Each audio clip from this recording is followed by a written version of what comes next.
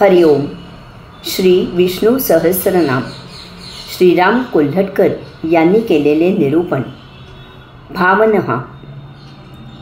कर्त्याला उपभोग देण्यासाठी जो सर्व प्रकारची फळे उत्पन्न करतो, सर्व प्रकारच्या भावना ज्याच्या आश्रयाने राहतात वा उत्पन्न होतात, असा या नामाचा अर्थ.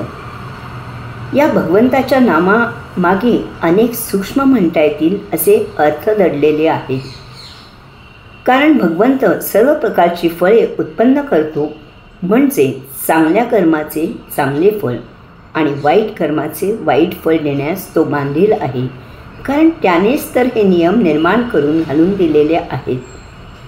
आंब्याची कोय पेरली तर त्यापासून आंब्याचेच झाड निर्माण होणार, बाभळीचे वा पेरूचे झाड येणार नाही.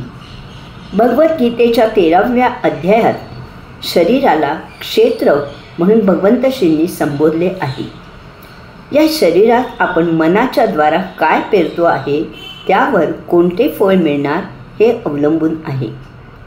बऱ्याच वेळेस अनेक माणसे तक्रार करताना आढळतात की आमच्या जीवनात असे काही विपरीत दुःखमय का घडावे, तर त्याचे उत्तर त्यांच्याच गतकाळातील घडलेल्या कर्मात दडलेले असते.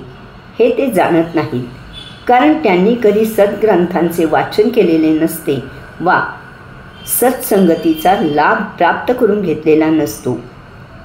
सद्ग्रंथ भगवद्गीता या ग्रंथांद्वारे आपल्या सुखदुःखाला आपणच कारणीभूत आहोत हे पटते आणि झाले ते झाले. पण आता इथून पुढे तरी मी सन्मार्गाने जाणार असा आपण मनोमन निश्चय करतो.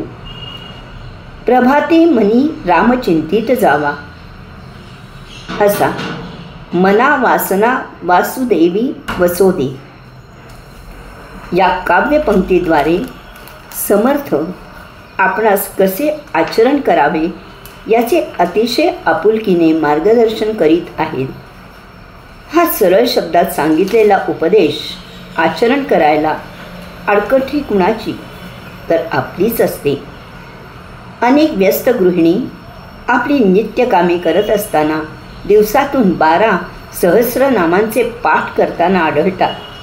अगदी नोकरी, रोजचा स्वयंपाक, सणवार, पाहुणेरावणे हे सर्व सांभाळून चला तर मग या देहरूपी मंदिरात सदोती हरिनामाचा उद्घोष होऊ दे.